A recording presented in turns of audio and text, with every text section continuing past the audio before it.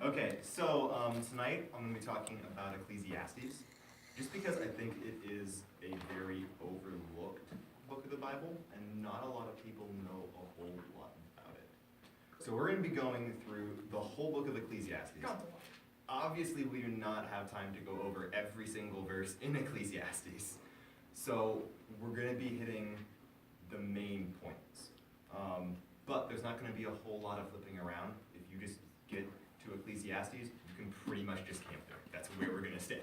So I'm making it easy on you guys. No flipping around. Good. So, It's a new app, I don't know how to use it. okay, I'll give you a second. No, I'm ready, I just. So Ecclesiastes chapter 1, verse 1. I have a New Living Translation. I'm sure you guys will be reading too. We'll have all sorts of different translations, which they're all pretty similar for Ecclesiastes at least.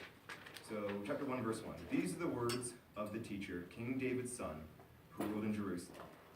Everything is meaningless, says the teacher, completely meaningless. That's it. That's all I have tonight. Go in peace, and the Spirit be with you. Inshallah. And also with you. So it's probably not something you'd expect to read in the Bible, right? So when we have a portion of Scripture that's difficult to understand, what do? We take it in light of all the many, many, many other Scriptures that are easy to understand. So going forward in this part, you kind of see a little bit more as this whole concept is elaborated on, right? The next few verses. What do people get for all their hard work under the sun? Generations come and generations go, but the earth never changes.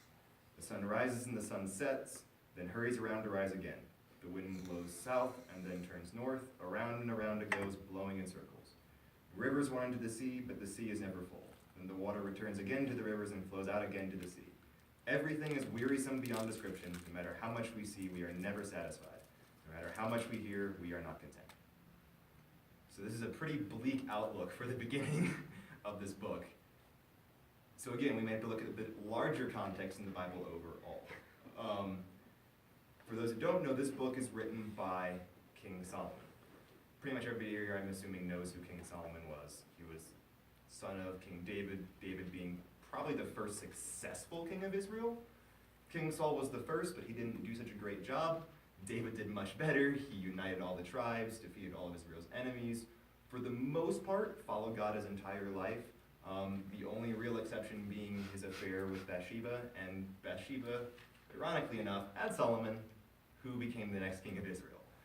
Solomon asked God when he became king for wisdom to rule the country of Israel, and because he asked for that and not for long life, riches, etc., so on, God gave him wisdom and long life, riches, to the point where he said that there was no other king in the world at the time that was as prosperous as Solomon, and there is no human being who would ever live who would be as wise as Solomon. So Solomon was a pretty smart guy. So, Tiffany, would you read 1 verses 12 through 14? Sure. I, the preacher, was king over Israel in Jerusalem, and I gave my heart to seek and search out by wisdom concerning all things that are done under heaven. This sore travail hath God given to the sons of man, to be exercised therewith. Through how long am I supposed to read it? Through 14. 14. I have seen all the works that are done under the sun, and behold, all is vanity and vexation of spirit. So, Solomon, if you look at his life, near the end of his life, he kind of gets off track, and he marries many, many, many, many women, and worships many, many, many, many gods, and kind of gets off point. This is at the end of his life, and this is, again, the wisest man who ever lived saying, I looked into everything, and this is my conclusion.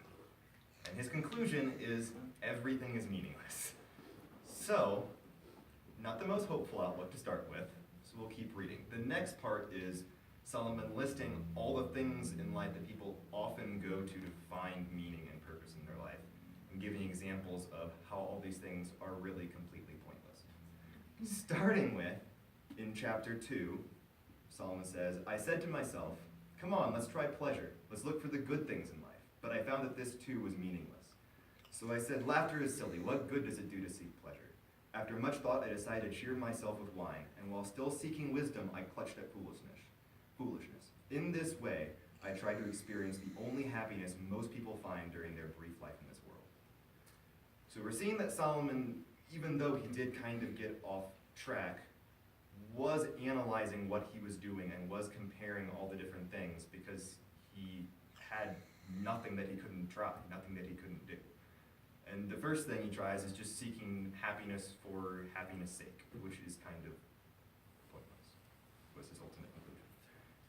Again, Solomon had everything at his fingertips. He had nothing that he couldn't accomplish, and he accomplished many, many things. So there's a whole list of things that he listed of his accomplishments, but what we're going to focus on is conclusion about all these accomplishments that he achieved. So Justin, would you read 2:18 through 23? Then I hated all my labor in which I had toiled under the sun, because I must leave it to the man who will come after me. And who knows whether he will be wise or a fool, yet he will rule over all my labor in which I toiled, and in which I have shown myself wise under the sun. This is also vanity. This also is vanity, right? Therefore I turned my heart and despaired of all the labor in which I toiled under the sun. For there is a man whose labor is with wisdom, knowledge, and skill, yet he must leave his heritage to a man who has not labored for it. This also is vanity and a great evil.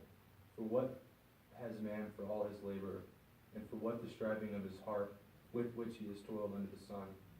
For all his days are sorrowful, and his work burdensome. Even in the night his heart takes no rest. This is also vanity. So King Solomon, who built the temple, built multiple palaces, basically controlled most of the world at that time, says that all that I've worked for is also useless, because it just, when I die, what does it matter? So this is another thing that he's found that is completely useless, that many people spend their entire lives trying to achieve, is great accomplishments. However, the book begins to switch gears a little bit. Natalie, would you read 2:24 through 26? So I decided there is nothing better than to enjoy food and drink and to find satisfaction at work. Then I realized that these pleasures are from the hand of God, for who can eat or enjoy anything apart from him? God gives wisdom, knowledge, and joy to those who please him. But if a sinner becomes wealthy, God takes the wealth away and gives it to those who please him. This too is meaningless, like chasing the wind. So Solomon isn't saying that, accomplishing great works is the meaning of life. He's already said that isn't the case, but he isn't saying that it's bad either. There are good things that you can enjoy in life. It's just you aren't going to find the ultimate point and purpose there, right? Like he says, apart from the hand of God, you can't have any of these things. To kind of put this in a little bit of a different light, I'm going to bring up someone who's kind of more our generation. Who here has heard of Viktor Frankl? Anybody? Okay. Viktor Frankl was an Austrian psychiatrist. He was born in 1905. And around the time of the Nazi occupation of Austria, he was in charge of a part of a mental health hospital. He was also Jewish, and Nazis don't like that very much. So he and his entire family, parents, wife, siblings, everyone got sent to concentration camps. He happened to go to Auschwitz. His entire family was killed. Parents, wife, siblings, everybody was killed. He was the only one who lived through the Holocaust. When he got out of the Holocaust, he took over a series of hospitals in Vienna, which had the highest suicide rate in the country. He was there for 25 years, and during that time, he got to the point where it was the lowest suicide rate in the country, to the point where there were no suicides in the hospitals. So he did something right. What he did was he created an entire system of therapy called logotherapy based on what he had learned in the concentration camps. And the whole point of it was this: the main motivation of man is to find some sense of meaning or purpose for life. It's the main motivator for a person. Not approval from others, not power, not pleasure. In fact, he ought to go so far as to say that people distract themselves with pleasure when they can't find a purpose. And he didn't just stop there. He actually had like a whole step-by-step plan for how you find a purpose or find a meaning. If you ever want to read the book, Man's Search for Meaning, it's an amazing book. He has half of the book is about his experiences in the camps, and then the other half is about his beliefs. But what he said was, according to logotherapy, we can discover this meaning in life in 3 different ways. By creating a work or doing a deed, by experiencing something or encountering someone, and by the attitude we take toward unavoidable suffering. Notice that one of the things that Solomon said was good about life is one of the things that's in here. So Solomon and Viktor Frankl were kind of on the same page. Or more, Viktor Frankl was on Solomon's same page. There's nothing really new here, he's just rediscovering old truths. And you're going to see this as a pattern. The next chapter in 3:12, verse 3:12, Solomon says again, "So I concluded there is nothing better than to be happy and enjoy ourselves as long as we can. And people should eat and drink and enjoy the fruits of their labor, for these are gifts from God." So again, he's repeating the same thing. Enjoy your work, work well. This is a way to kind of get a sense of meaning in your life. It's not the big ultimate point, but it's a good thing to enjoy.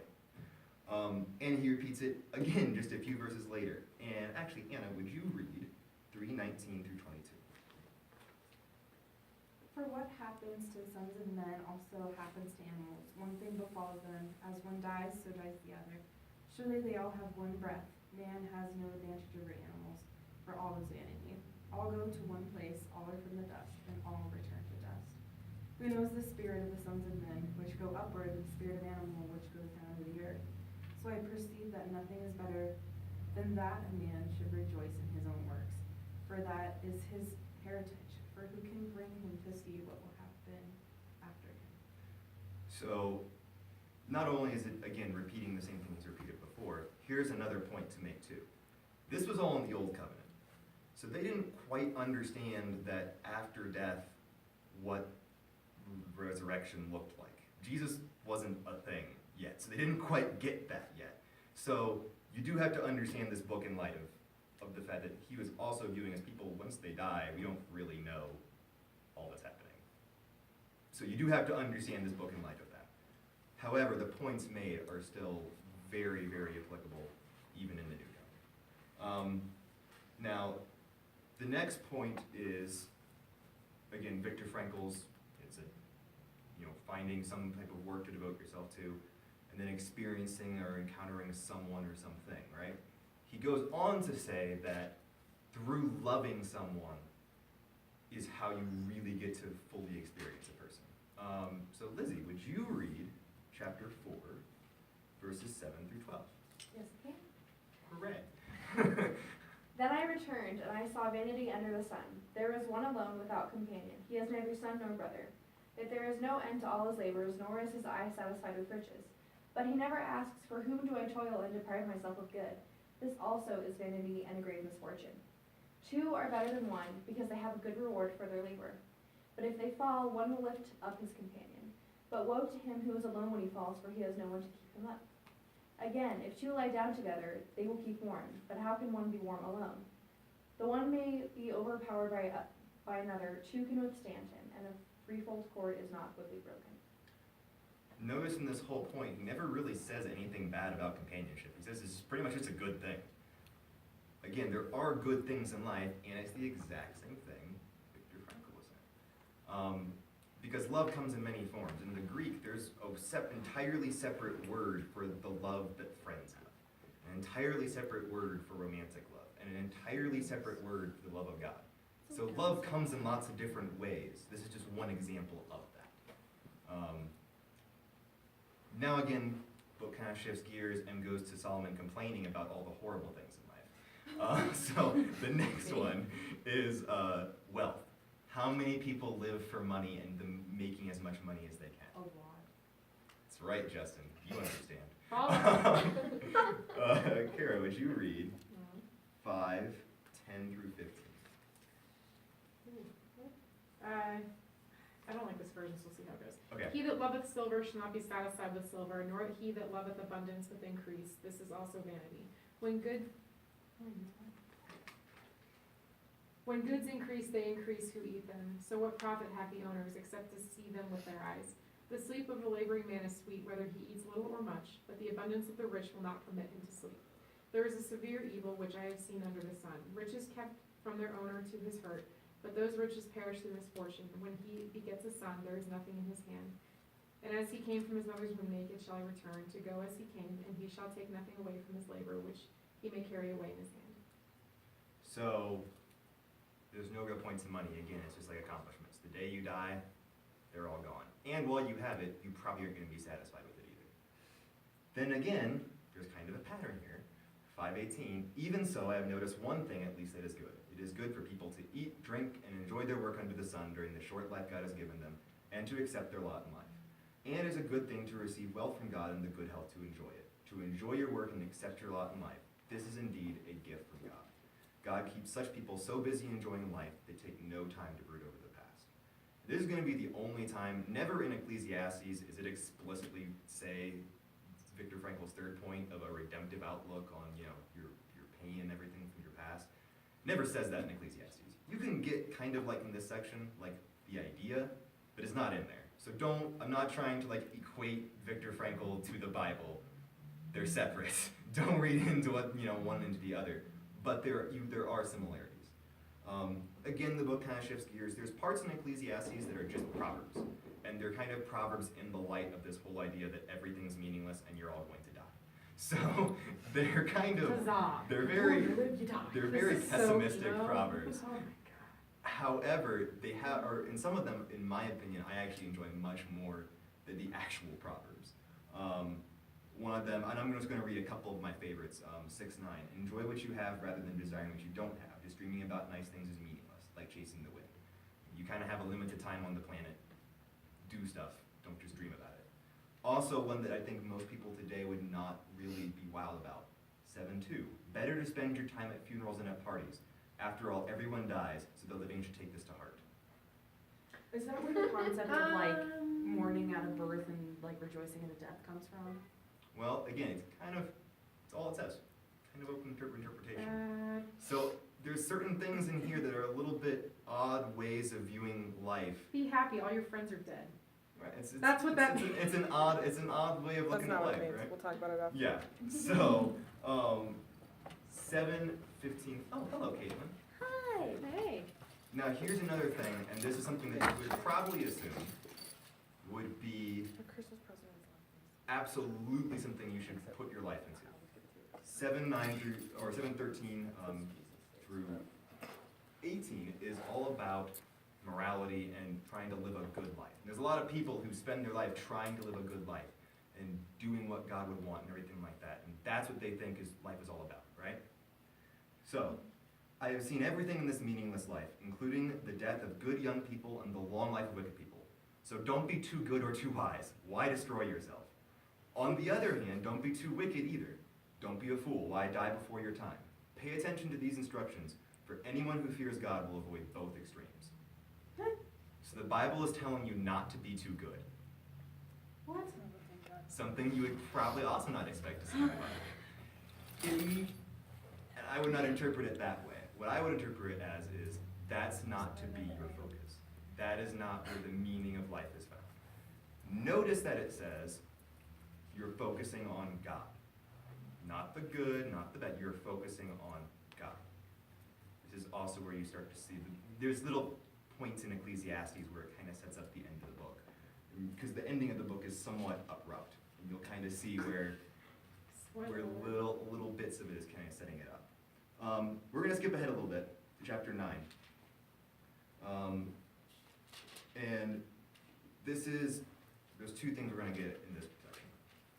A, it's again making the point that in this time frame, you didn't really know what happened after death to a full extent. You have to understand Ecclesiastes in that sense. The other point that it makes is another type of love, romantic love, and that's a good thing. Julie, would you read 9:5 through 10? 5 through 10. For the living know that they will die, but the dead know nothing, and they have no more reward, for the memory of them is forgotten. Their love and their hate and their envy have already perished, and forever they have no more share in all that is done under the sun. Go eat your bread with joy and drink your wine with a merry heart, for God has already approved what you do. Let your garments be always white, let not oil be lacking on your head. Enjoy life with the wife whom you love, all the days of your vain life that he has given you under the sun, because that is your portion in life and in your toil at which you toil under the sun. Whatever your hand finds to do, do it with your might, for there is no work or thought or knowledge or wisdom to which you are going. So again, Solomon's perspective is still a little bit skewed from what we know now, but also he's hitting big truths. There are still good things in life. Enjoy the family that you have. Enjoy the work that you do. The next section is, again, a lot of Proverbs. There's a few that I really like, two that I really like. When you dig a well, you might fall in. When you demolish an old wall, you could be bitten by a snake. When you work in a quarry, stones might fall and crush you. When you chop wood, there is danger with each stroke of the axe. Essentially, with everything you do, there's risk, right? You aren't going to have a perfect, easy life. In 11:4, farmers who wait for perfect weather never plant. If they watch every cloud, they never harvest. Again, make the most of the time you have. It's not going to be perfect. You can't wait forever. All of this builds up to the end of the book, which again kind of comes abruptly. And I'm just going to read it because it comes out of left field a little bit from what we've all seen. So in chapter 12, verse 8, everything is meaningless as the teacher, completely meaningless. Keep this in mind. The teacher was considered wise, and he taught the people everything he knew. He listened carefully to many proverbs, studying and classifying them. The teacher sought to find just the right words to express truths clearly. That was disgusting. The words of the wise are like cattle prods, painful but helpful. Their collected sayings are like a nail-studded stick with which a shepherd drives the sheep.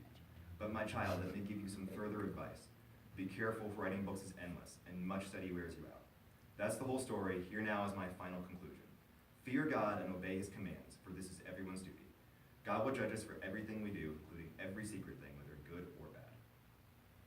So, for Yeah. very out of left field, for all the talk on other topics, the end story is God's the point of it all. He doesn't really set that up much in the book. So I'm going to also kind of propose a little bit more of why God is the main overall point to life. And this is just me talking, so don't think that I'm like quoting scripture right now or anything. I will quote a little bit, but many, many, many places in the Bible it says that we are created to bring glory to God, that everything is created for his pleasure. And the one big command that he gives is that we're to love him and to love others. So essentially, what brings him more glory and what brings him more pleasure than us loving him and us having a relationship with him? That's why we're made. And there is no better way, there is no greater approval that you can get, there is no greater achievement you can make than making your Father happy. The infinite God who made everything and everyone, just by spending time with him, you can make happy. And that is kind of what I would argue, maybe not said in so many words in this book, but through the rest of Scripture, is kind of the main point of what Solomon is getting at. Is that God, not all these other things, there's some good things, but they're arbitrary, they're beside the point. They're good when God's there. But the main point is that you have some type of relationship with God, and that you're interacting with